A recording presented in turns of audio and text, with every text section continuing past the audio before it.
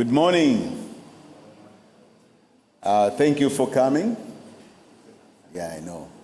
Not yet. I'm just testing. I'm just testing. Yeah, about 2 minutes to go. I'm just testing to see that everything is good. And thank you for coming. We're going to start in about 2 minutes from now. And I will encourage all the speakers to be as close to the podium as much as possible. For the speakers, I have two to make. One is about if you like your visibility to be good. If you like your visibility to be good, you're encouraged to stand where I am standing now and talk, and that's how we're going to utilize your 3 minutes. Instead of sitting on the chairs there, because the camera is very wide. That's what I've been told. And when you're speaking, you have to be as close as much as possible to the mic, like the way I'm doing. If you're tall, you have to pull it up. If you are not that tall, like me, you have to put it down.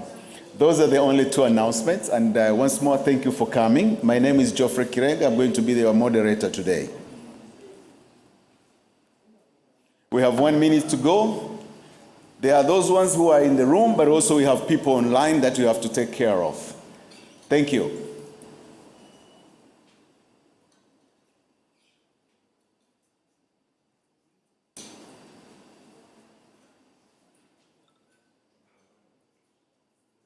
Okay. Good morning. Welcome to our side event, high-level side event, named as Accelerating Climate Smart Innovation in Agriculture by Addressing Loss and Damage and Innovative Source of Finance. Once more, my name is Geoffrey Kirenga, CARE and the government of Tanzania for organizing this event. And very quickly, I'll have to say that for us in Tanzania, this particular part, we have seen leadership, we have seen the private sector, but also we have seen the partners that have joined hands with us, and we are making it happen in Tanzania in the past few days.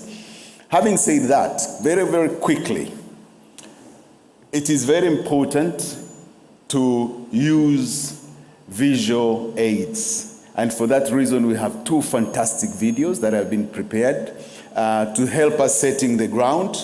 The first video, which is a documentary, is going to play, and then it's followed by the second video. All of them are about 5 minutes, and therefore let me invite the technical team to help us play. The reason is, nowadays most people go to the YouTube to get information. For those ones who are doing cookery, how many of you are looking on the recipe books? Probably none. Nowadays you go to the YouTube, and that's the reason actually we are helping each other now for these documentaries. Please, keep it rolling, both two videos, back to back. Thank you.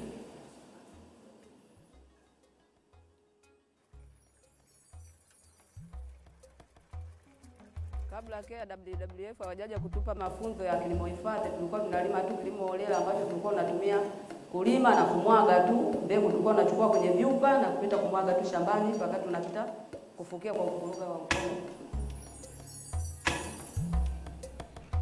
Tulikuwa tunakata sana miti kwa sababu tulikuwa tunaamini kama kila mwaka ukate shamba jipya ndipo upate ufuta. Kwamba mwaka huu umelima kama hapo umeshakata miti, umechoma, umepanda ufuta, kwa hiyo hapa ulipolima mwaka huu hapafai tena. Unaenda kukata tena miti sehemu nyingine.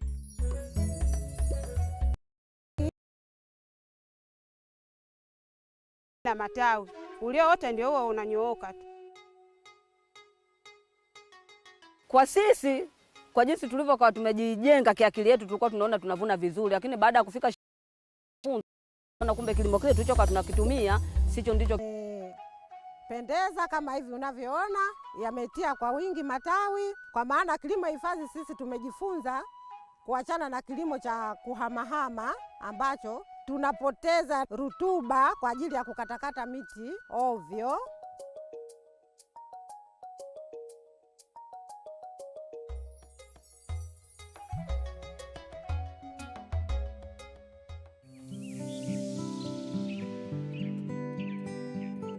Life for Bwana Juhudi has been challenging, to say the least. Outside his humble thatched mud hut in rural Tanzania, his wife and 6 children are gathered for a meal. He worries about the upkeep. Omba Mungu tu atushushie hiyo mvua. Sema hizi mvua zisiponyesha, itabidi tufanye maamuzi magumu, maana tutakufa njaa. Bwana Juhudi's 2.5-acre farm is ready for planting. 5 of his 6 children are also ready to head to school. Baba, nguo zetu za shule zimechakaa sana. Naomba tununulie mpya. Mwanangu Kidawa, naelewa. Subirini tuone tutakavyovuna. Kuwa na uvumilivu. In a stroke of luck, rains have begun, and Bwana Juhudi and his wife head out with hand hose, as they have done for years, to work on their farm in the hopes of scraping out a living from the land. Mke wangu, mvua zimenyesha kidogo sana. Mazao ndio haya hata hayaeleweki. Tutavuna kweli sisi mwaka huu? Tuendelee kumwomba Mungu, mume wangu. But alas, things haven't worked out as Bwana Juhudi planned. Due to scarce rains, he faces meager harvests of just 10 bags that yield a paltry $196, which own and cries in pain, echoing the family's mounting struggles. Bwana Juhudi is a hard-working man, but solely dependent on agriculture, with no other means of earning an income. The plight of failing rains in his village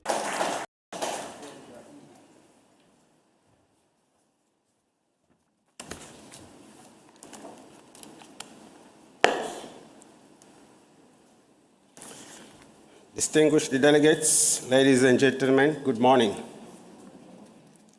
Striking a balance between climate action and sustainable development is not easy. For Tanzania, a country with 61 million majority youthful people, 70% of whom rely on red-fed agriculture, it is even more complicated. Persistent weather uncertainty limits productivity farming days in a year, hence the need to supplement income through engaging in unsustainable practices such as deforestation for firewood and charcoal. We need to scale up initiatives to drive sustainable changes with agricultural food systems. To do this, we need to secure adequate financial resources to implement transformative actions and support innovation. However, accessing and mobilizing funds remains a persistent challenge for us in the Global South. As such, we seek to unite, act, and deliver. COP28 offers a unique opportunity to further tap into the decisive role of sustainable, resilient agriculture transformation towards attaining both SDG 2 and SDG 13. I am therefore delighted to address this gathering here in Dubai because I believe through smart partnership, a lot can be achieved. Excellencies, Tanzania is mindful that achieving and sustaining food sovereignty requires delivering agricultural technology to farmers at scale, raising food production, and increasing investments in food and agricultural systems with the focus of creating an enabling environment that supports private sector investment and addresses insufficiencies and market failures in agricultural value chains. In order to reach the above target, there is a need for a political will and readiness of the government and private sector together to implement programs, strategies, and plans for sustainable food systems. Excellencies, feeding the future and protecting the environment are a moral imperative and a practical necessity. Through smart farming, Tanzania can feed itself and feed the world. To achieve this, and in the spirit of growing more food sustainability, we earnestly seek your collaboration in achieving this information, and thank you very much for your attention. Thank you very much for those very important, nice words. Now, very quickly, as I welcome Carl Daring from CARE International to come and give us keynote remarks. Let me also take this opportunity to welcome the first panel on the table here. You all see your names on the screen. Please, you're welcome. Fine.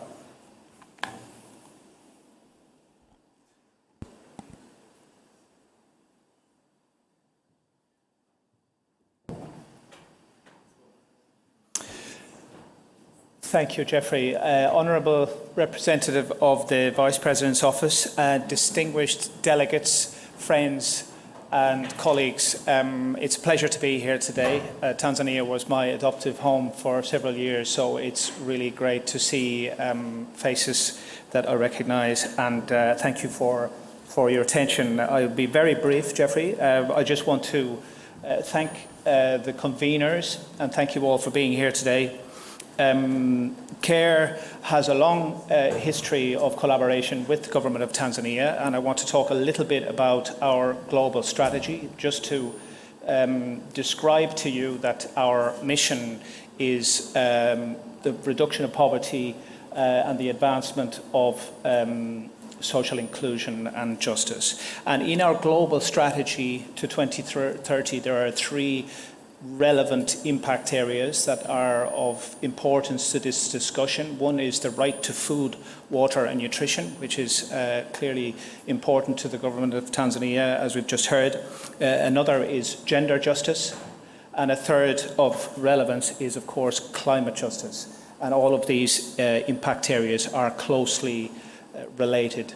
To drive the impact for this strategy, we've got to focus on locally led, globally connected and gender equal. And in our approaches to all our development work, we put particular emphasis on gender equality and the reversal of harmful and discriminatory social norms and gender norms.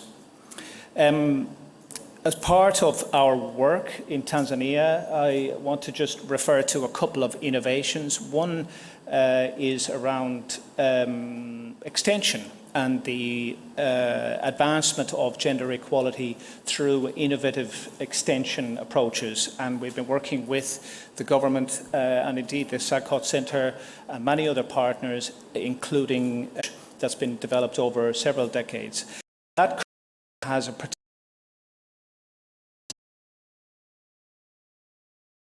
and marketing. It also has a particular emphasis on, I'll get on with the discussions. Thank you. Thank you very much. Thank you, Karen.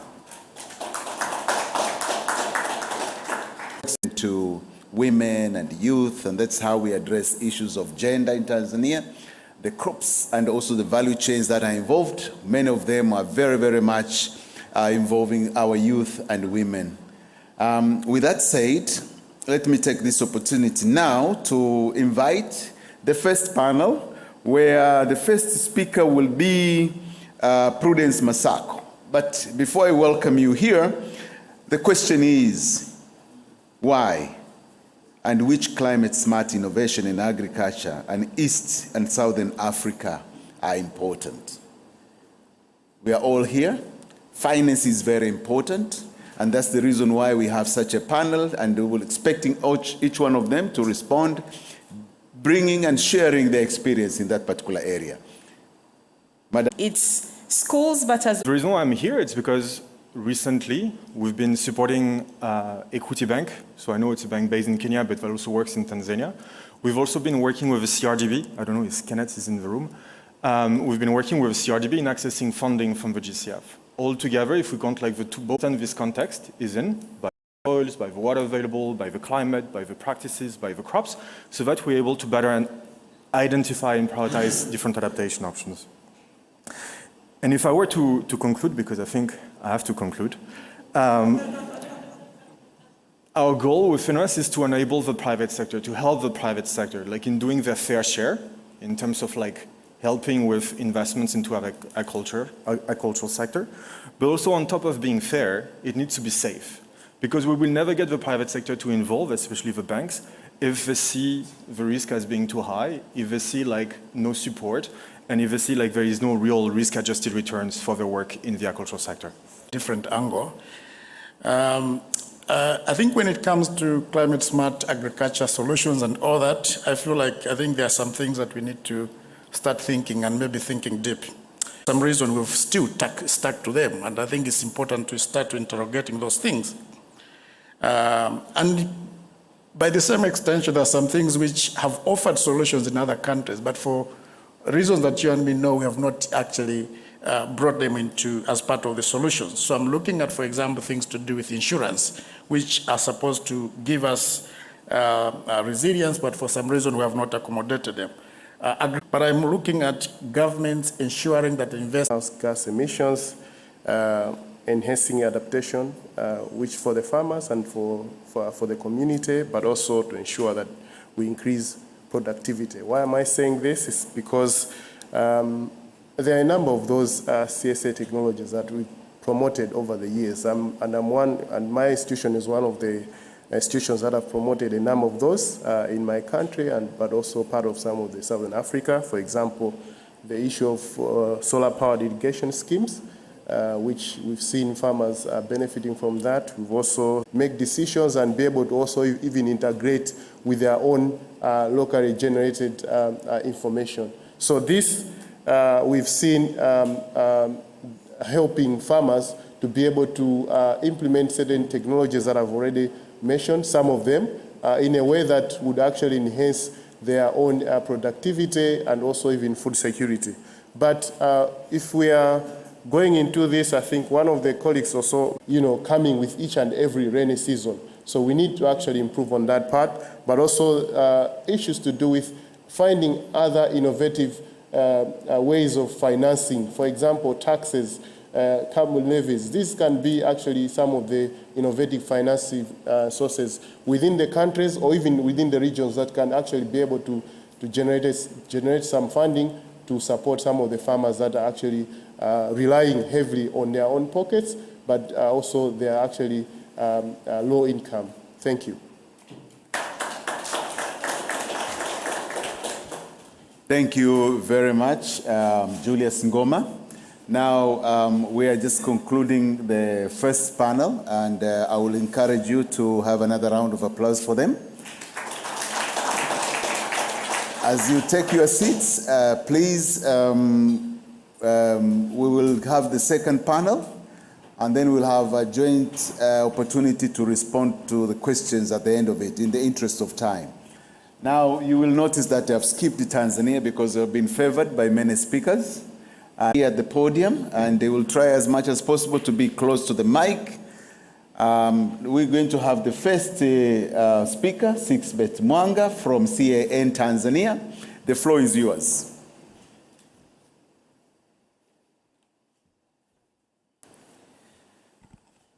Thank you so much. A very good afternoon to everyone. For me, I think this is a very important topic, as the climate change is already an additional threat to agriculture.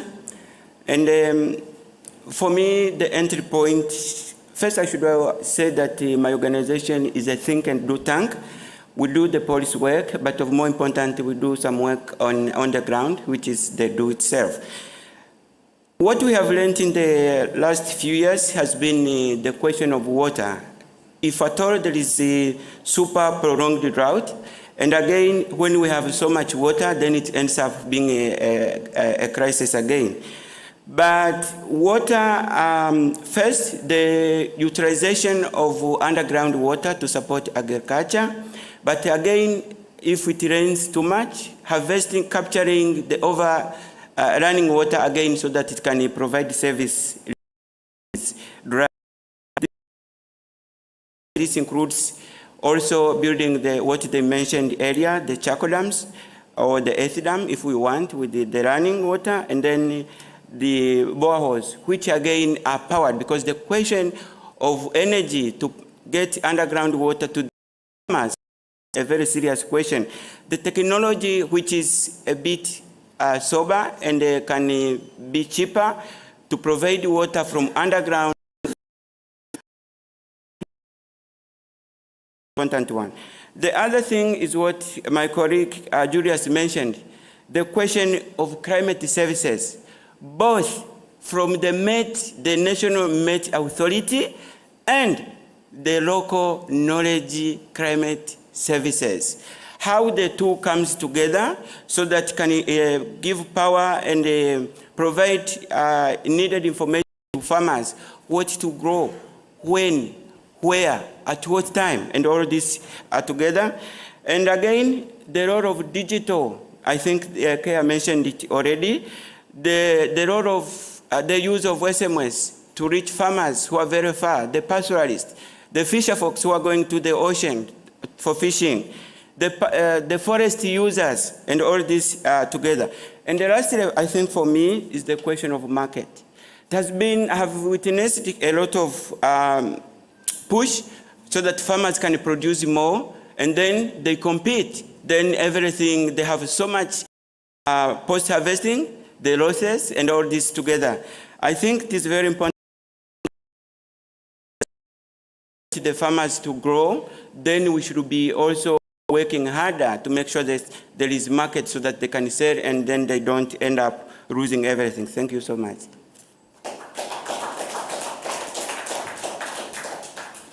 Thank you, 6Bet, for being very brief and also have saved time.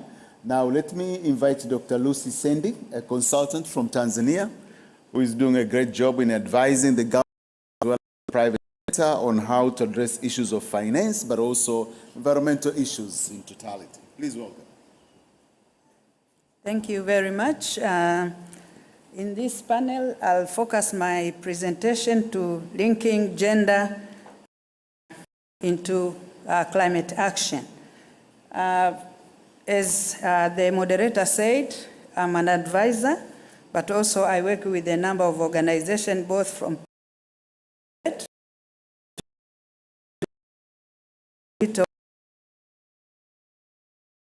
when we talk of climate smart innovations, we talk about women a lot, because we all know that because they will need to continue with their lives and services to their families and communities regardless of whatever is happening.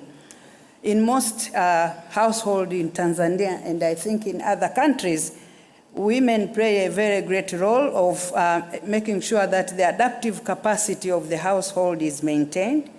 For example, they will manage the natural resources important to the family, like food security. They also have seed banks and also other natural resources. But the problem is that women are looked at as victims of climate change and not important actors.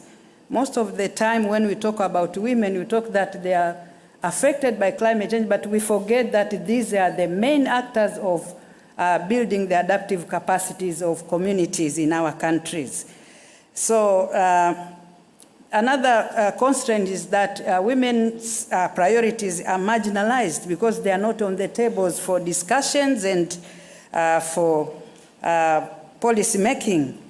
And for women to adapt to climate change, they need to sit on these tables. So in our work as advisors, we advise governments at different levels to make sure that women are involved in discussions, because climate action needs 100% population. And this will include both men, women, children, and other vulnerable groups. And for any climate action to be better, the solution should consider empowering women. And I've said earlier that women are in community resilience because they live with their families and they take care of them. The good news, gender mainstreaming, particularly empowerment of women. Thank you, Dr. Sandy. And let me also now take the opportunity to welcome Mr. Frankie Nyamudege from Tanzania Agricultural Development Bank. From Tanzania Agricultural Development Bank, which is financial institutions. One of the things that I want really to take you through is, one, the importance of what we call research and development centers. Why? Because without research and development institutions, which really assists us, we cannot be able to develop or what we call smart innovation in agriculture. And for us as TADB, we've really been working with institutions such as Sokoine University of Agriculture, sunflower, maize, and coffee. And when we get the results of what we do on the research, we share them with the Minister of Agriculture in Tanzania, because definitely they are the main consumer of what we do research for. Now, after doing that, we know climate changes has really affected a lot of how we are doing, especially on the seed multiplications. So we've really been doing quite a lot in terms of trying to see how can we improve the seeds that are resistant to drought, but even the ones which are resistant to flood. And then on the results that we get, we share with the Minister of Agriculture. We've also looked into micro irrigation techniques, technologies, so that we really ensure on the irrigation systems, especially on micros, we understand mostly affected on climate changes are women, and these are in rural areas. Of course, they've been left out because of that with technology, but we're trying to work out how do we really get micro so that they can be able to go into these women in those villages. But again, we look into the minimum tillage mechanization for things like planters, harvesters, that have a minimum damage on soil and earth structure. Why are we doing this? Because we have noted that many of our soil have been really affected, and that has to be looked into. We also look into the renewable energy, especially powered with technology for post-harvest management, whereby on the storage facilities, we also look on cold facilities, agro-processing, etc., etc. So for us as TADB, after we've done that, I'm finishing up Kirenga. After we've done that, we try to see the financing opportunities. Now we come into financing maybe the suppliers of these technological equipments, so that at least as we have established what is the requirement which can be able to solve the issue of innovation in a smart climate, smart agriculture, then we come in financing. And we thank the ministry or the government of the United Republic of Tanzania. It has really enabled TADB to have enough capital, to have more funds from which are coming from the funders, which are very cheap, so that we can be able to lend to these especially women, youth and women, at relatively cheaper rates. So to me, given an opportunity that I'm probably in media, collaborate with Tanzania, collaborate with Tanzania Agricultural Development Bank by giving them funding. If you really want, really for us to combat together, to come back together, to come all together and work out on the smart innovation on agriculture, we need funding. And these funds, which if we get them, we'll be really able to support youth and women so that they can be able to get the mechanizations, get the technologies which can be able to assist them, and together we can. So everybody here to support TADB, to support Tanzania, so that we can work together and ensure that we really accelerate climate smart innovation in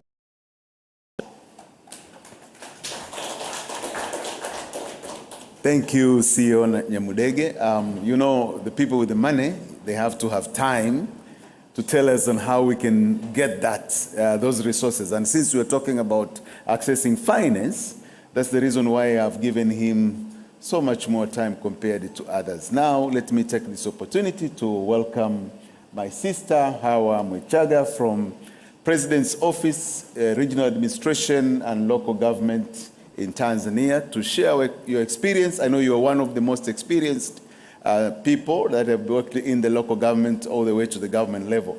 Please welcome, and as we prepare to have the last speaker. Thank you very much, Mr. Kilenga. My name is Hawa Mwichaga, as he said. I'm coming from President Office, Regional Administration, and the Local Government Authority. We are mandated to coordinate issues at local government authorities. We are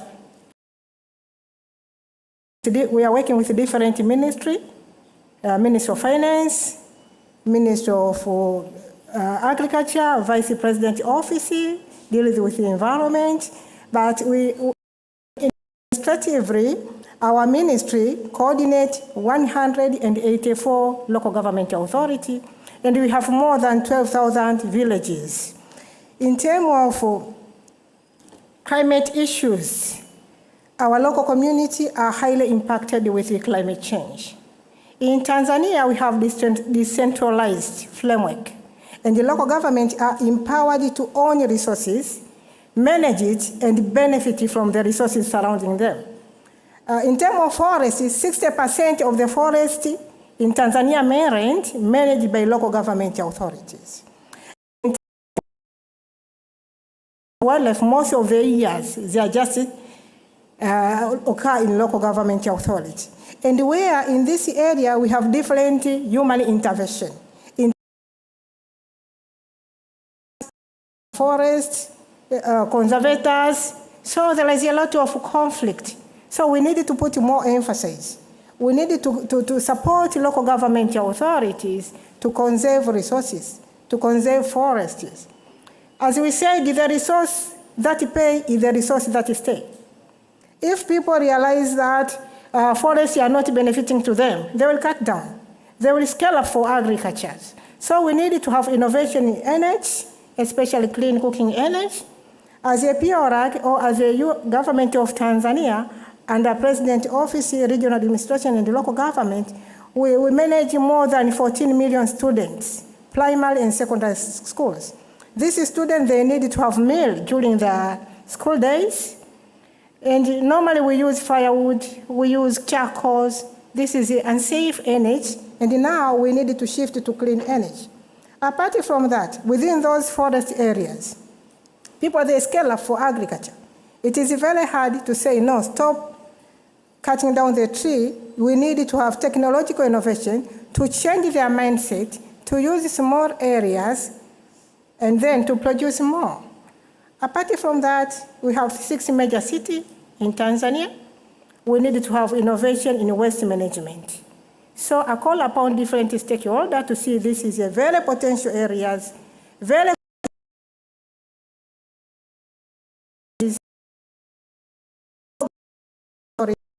in order to help our government to mainstream those Thank you very much, Mr. Moderator. It's my pleasure and apologize for coming late. I was in another meeting, and also in case the message from the minister was not conveyed, I once again apologize that he could not be able to make it here, but he was willing to come to this event. But he just arrived. He's still sorting out some other domestic issues. And in case he makes it before we conclude, I think he'll be glad to share with us his thought. My name is Fred Manyika. I work with the Vice President's Office. I'm going to speak on the loss and damage focus on this event. We are all aware of what the loss and damage mean, but in the agriculture sector, I think it's the one which is mostly impacted, particularly in our case. We had a landslide that led to loss of life, about being killed because of agricultural crops and the livestock. They also swept away. This is completely lost. Who is going to compensate from this for this loss?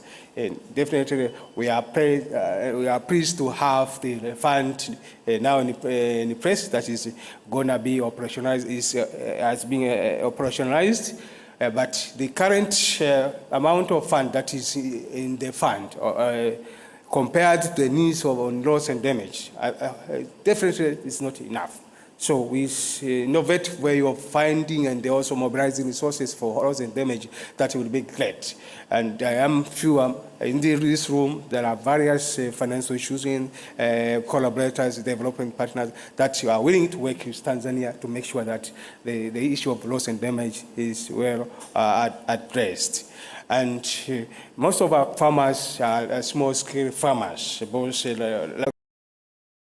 the government to make sure that we put in place strategies and in the enabling environment, the climate and the policy that attracts investment, support the farmers, support all people to address the issue of loss and damage. Thank you very much.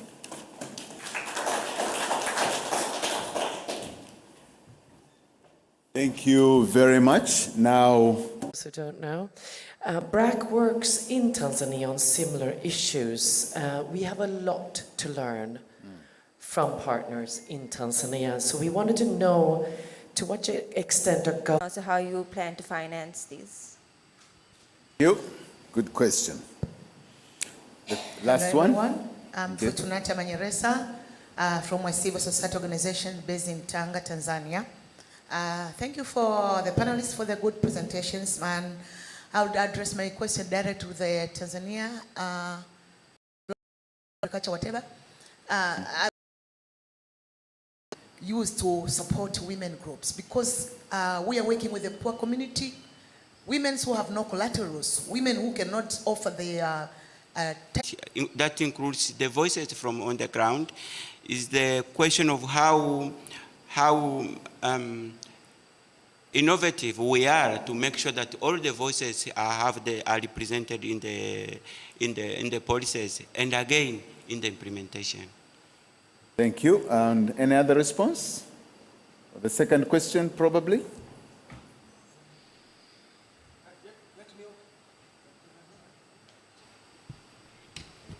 Oh, it's on. Thank you very much, Mr. Moderator. Let me also add my response on the first question, which is the issue on how the government collaborates with the CEOs to address the issue of innovation. Two questions. One was on the seed multiplication. What I can say is that in Tanzania we have what we call Tanzania Agricultural Research Institute. We are working with Tanzania Agricultural Research Institute to ensure they work on this and see the cost effectiveness of these seeds so that we can be able to work out, and then we'll be able to finance as TADB, finance them through our input financial channels. But again, also on the question that she asked on what do we do to finance these women who do not have collateral. Allow me to explain more. We had a fund which we call Smallholder Guarantee Scheme. The government gave us $25 million, which was equivalent to around 57 billion Tanzanian shillings in 2018. We've been able to multiply that. It has reached 230 billion Tanzanian shillings. Doing that, the government has seen the best option as to increase. So we've been given another 20 million euro for Smallholder Guarantee Scheme, so that we can be able to reach as many women as possible. And we see that we are using around 16 banks to work together.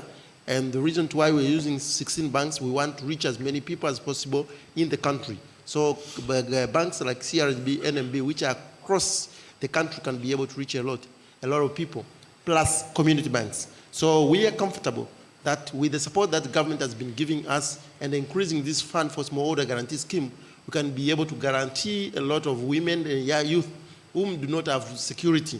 The youth, we have always said, the only security they have is the certificate from the university, which bankers are not taking them. But we say, if we give them guarantee from TADB, they can be bankable. We say agriculture is bankable. Thank you. Thank you very much, Mr. Nyamdege. That's a very good answer. And also, let me add to that, TADB, as a financial institution, is also working with a number of institutions and banks in Tanzania. How many banks are you working with? Currently 16. 16 banks. Yes. And actually some of them, the two of them which I know, National Microfinance Bank, NMB, and also CRDB, they have also established the foundations. And these foundations are also supporting those startups and small groups that have to grow. On the question of seeds, that's a very good question. Tanzania, through Tanzania Agricultural Research Institute, has been doing a lot of research in developing that. But also, as you remember, in some of the presentations here, the government is going to invest in biotechnology, build laboratories that will be able to do research to address such challenging areas, including developing seeds that are drought tolerant. And through that, we are happy that we will be able to speed the process of getting products into that. But also we're inviting technology companies, input companies to come and work with Tanzania, but also bringing technologies which are within the country. Our legislation in Tanzania is fully compliant to international requirements, and therefore we're inviting partners that have good products to come and work with us in Tanzania. Finally, on the question of to what extent the government is working with NGOs in addressing policy issues and other challenges. In Tanzania, we have developed something which is actually, I can say, remarkable, and it's worth noting that there is a group which is known as Policy Analysis Group. Policy Analysis Group that brings together all the NGOs and non-governmental institutions working in the agricultural sector, discuss issues. They meet at least once or twice in a month, and then culminate in a policy week in which all these organizations brings together the government and sit in a kind of public-private partnership to address those issues that have been discussed, and they are put on the table in an open and frank way. And through that, the ministries, the ministers, and also senior officials from the government take those issues. Those ones which are required to get legal attention are taken through the process in the parliament, but also there is a very open and collaborative consultation that in the process of passing the legislation, people are invited to get comments and things of that nature. And that has worked. And through that, we've been able to revise a number of legal and financial challenges which have been facing institutions, particularly private sector, and we have seen some good progress and investments taking place in the country. That was the first round of questions. Now, do you have, if we're running out of time? I'll try to be very brief. Thank you. My name is Nima from the World Food Program. I think to really seriously as it is. Tanzania, I think we're getting seeds just 30–40%. That's the seed availability in Tanzania, improved seeds. Currently, all the institutions, they're using rain-fed agriculture to produce seeds, to multiply seeds. I just need to know what is really government new approach to address the issue of seeds. It's very serious, but we are taking it quite very simple. Thank you. Okay, anybody from the government that would like to respond to that? Let me take it. Thank you very much. I know the ladies from WFP, which are very concerned with the food security in the country. And what she has mentioned is something very, very important. And that's why the government of Tanzania has actually quadrupled the budget in order to empower the research department to develop the seeds. But also the government of Tanzania is investing heavily in the irrigation. The seed company farms, including all the which are producing seeds in Tanzania, from next year, they are going to be put under irrigation. But also, by becoming UPOV compliant, and after doing that, we see investment in the seeds, farms for irrigation, but also new technology.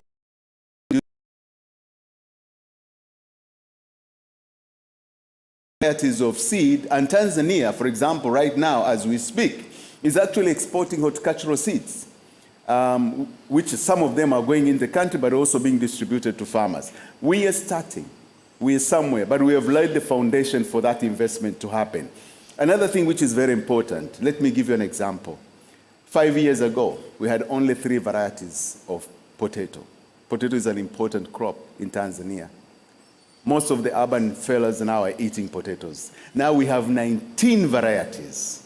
Almost all the varieties of potatoes which are required to be produced in the country are available. That's a testimony on how we are improving that particular sector. We're not mentioning even crops like rice and maize, and there's a lot of investment which are taking place in that particular area.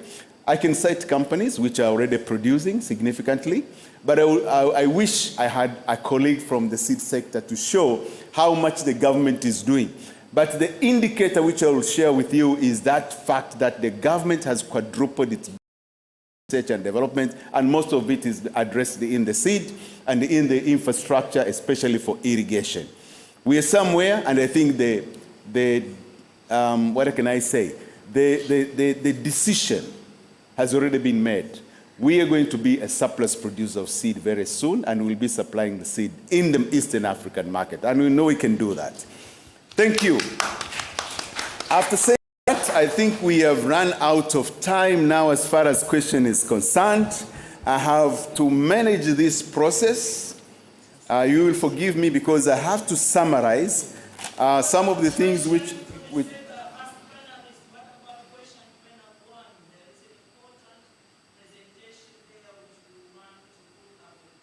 was that? Please stand up, please. Wait for the mic. Wait for the mic. I did not say. I don't want to waste time. I can shout. Okay. My name is Matima Juma. I'm the chair of Tanzania Organic Agriculture Movement. I like the contribution from Tubiko when he talks about let's be careful on when we're talking about this smart agriculture, and then let's capture that smart agriculture which can have a benefit to our farmers. I know that organic agroecology, it has a benefit for our farmers. They increase their productivity, they build their resilience, they keep their soil fertile, and on top of that, there is an opportunity for marketing, and it is a niche market for the organic. Why the local government is not capitalizing on that one, especially, for example, in the marginal areas where they can grow moringa, and moringa is needed, organic moringa is needed all over the world as a medicinal, as everything. Why they don't capitalize on promoting the organic cotton that is already having a market? Why they are silent on that corner of agroecology, organic? What is happening with the local government authority? Because they are the ones with the farmers down there, and we are shouting out here, where is their support to those farmers who are closer than that, and get them out of the subsidy of the chemicals, which they cannot even pay for it? Thank you. Thank you. Clap for Dr. Matima. I know she had no time to introduce herself. Her name is Matima Juma. She's the chairperson of Organic Agriculture Movement in Tanzania, which is a subsidiary of IFAM, an organic agriculture movement in the world. I think the voice, the message is we have to give room for alternative opportunities, especially those ones which promises sustainability. Is there anybody from the government that would like to respond? Because I know the question was directed from the government. Yes. Thank you, Mr. Kilenga, and for good presentations.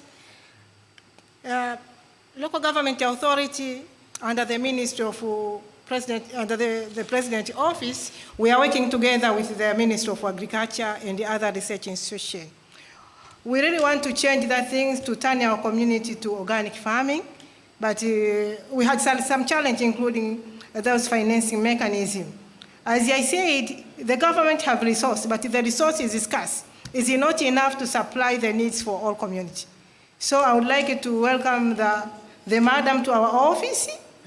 We work together with the people from the Ministry of Agriculture. We come up with solution. We are ready to collaborate with you. Thank you. Excellent, excellent. This is good. You know, we're making progress already here. One thing which I should say is you have seen there is an interest and also momentum happening in the agriculture in Tanzania.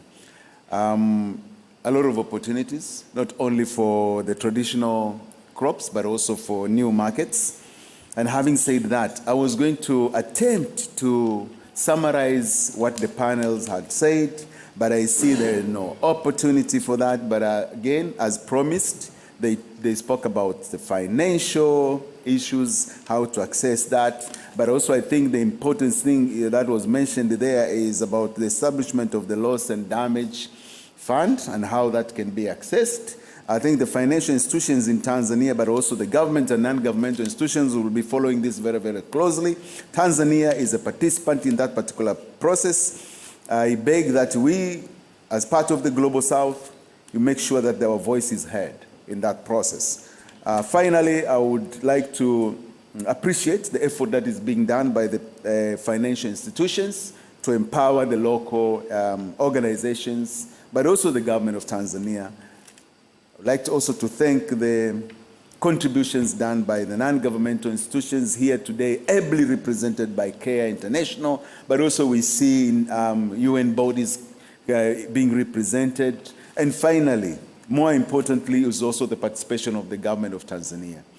The partnership between the government and non-governmental organizations, as well as the private sector, these are keys. The problems which we have in the country cannot be solved by one sector alone. We need a strong partnership. We need to be on the table and to discuss and get ideas. But also we need to be an active participant in the decision-making bodies. Finally, there was a strong emphasis on involvement of women. Women have to be on the table in the decision-making. And especially when we are deciding on where resources need to be put in order to address some of the challenges which we are facing. Now, having said that, let me now invite Hamelin 7 from CARE International to give a statement. And finally, I will invite a representative from the government to close our meeting. You're welcome. Yeah, thank you very much, Mr. Chair. And I think you already did a great job in not only guiding us through this event, but also summarizing a few points. I'm Sven Hamelin with CARE International. I'm leading our global climate policy work. And I'm very happy that I was part of this event. I think putting such an event together and bringing the different stakeholders together is very important. We should not be concerned about bringing different together, different backgrounds. We can learn from each other. And I've learned a lot from here, but I've also known from other organizations, from other meetings, bringing together NGOs. We need to listen to each other to be able to understand the perspectives, and that can help innovative solutions. Let's be brilliant towards the changes that are still to come, as well as reducing, of course, the contributions to emissions, for example, reducing fossil fuels, requires multi-stakeholder input and collaboration. Stakeholders involved basically in food production, in food consumption and everything. So I think that's been an important point from today. The second has already been mentioned. I think full speed ahead for gender equitable participation and stronger involvement of women voices, we've heard it today, is something which can't be repeated enough. It's not only important for this process here, but for many institutions, for many interventions that are needed on the local level, on the national level. And I think sometimes maybe there's a bit of hesitancy towards a whole of society, very inclusive approach, because sometimes seen as an effort and as a cost to bring everyone together, to strengthen particular groups. But we should see it as an investment, because only from that we can learn collectively, only from that we can develop better solutions and implement them at larger scale. And let me come to the last third point, which is about the finance aspect. We've heard about private finance, we've heard about public finance. I think it's very important from our perspective that, of course, for example, private sector has a role to play in adaptation, partially also to take care of their own impacts and the impact the private sector is facing. But we also want to highlight that international public finance is extremely scarce. The commitments haven't been delivered on, why we as civil society, CARE and other organizations stress so much how this public climate finance needs to be focused in particular on those who are most affected by the climate crisis. It's not about victims, it was said. It's not about victims. But it's really important to find effective ways of investing the scarce public climate finance. The Loss&Damage Fund will be the next iteration, so to speak. And final point, it was very interesting, I think it was a colleague from TADB. You mentioned a small grantee program. That's exactly something which civil society has been asking for also on the international level, towards the Green Climate Fund, towards the Loss&Damage Fund. And here an example basically, out of a country like Tanzania, that these approaches exist is extremely motivating and is something which those governments and institutions, when they ask for money from the GCF or from the Loss&Damage Fund, should embed in their programming, because that can really deliver international finance to local communities in an increased scale. And I think these are the solutions we need to bring together, the different financial streams, mobilizing additional finance, including public finance. So let me maybe stop here from my end, and thank you very much again to the government of Tanzania also for this collaboration. Thank you. Thank you very much for those important words. Let's clap to him again, for him again. Now let me take this opportunity to welcome our very important and able sister, Amina Shaban, who is the Deputy Permanent Secretary from the Ministry of Finance, to have an opportunity to have closing remarks. Since we are talking about finance, it's actually befitting for you to come and give us the last word. You're welcome. The floor is yours.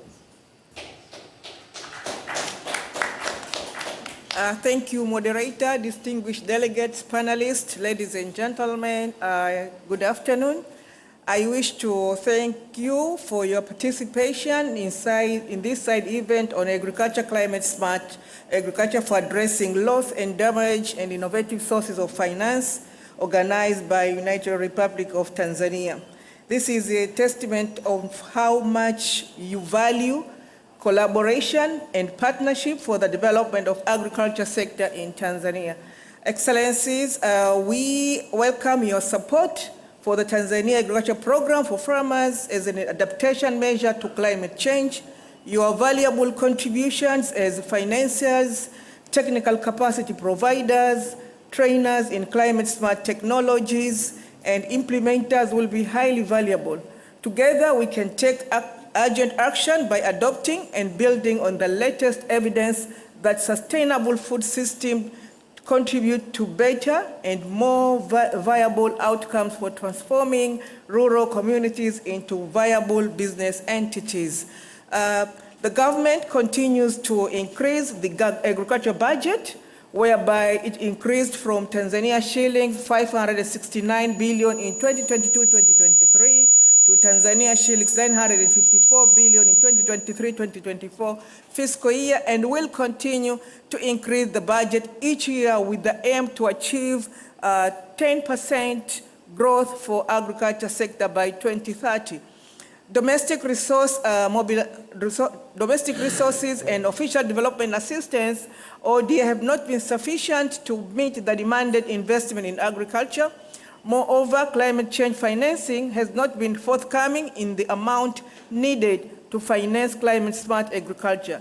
Business as usual will not be an option for financing for agriculture to contribute in line with its potential to address the dual challenges of food security and climate change.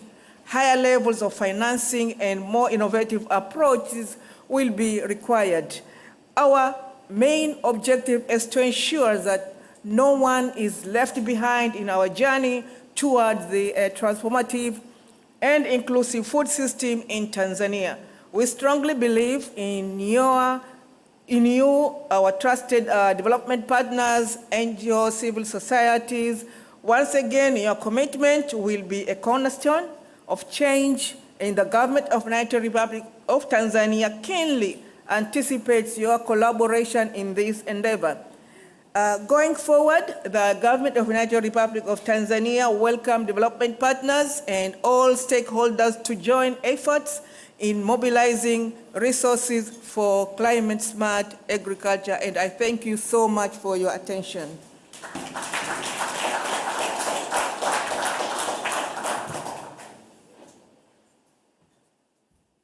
Thank you, Madam, and I think we are right on time. We've made it. I was told we should not exceed even for a single minute. Now, let me take this opportunity for a well-attended meeting, and also you've been very active participants, and also the panel, both of the panels. Let's clap for them for the last time. And I take this opportunity to welcome you to Tanzania and to show you how serious we are. We have prepared some gifts for you. As you walk out, please collect the mementos that you have prepared for you. Thank you.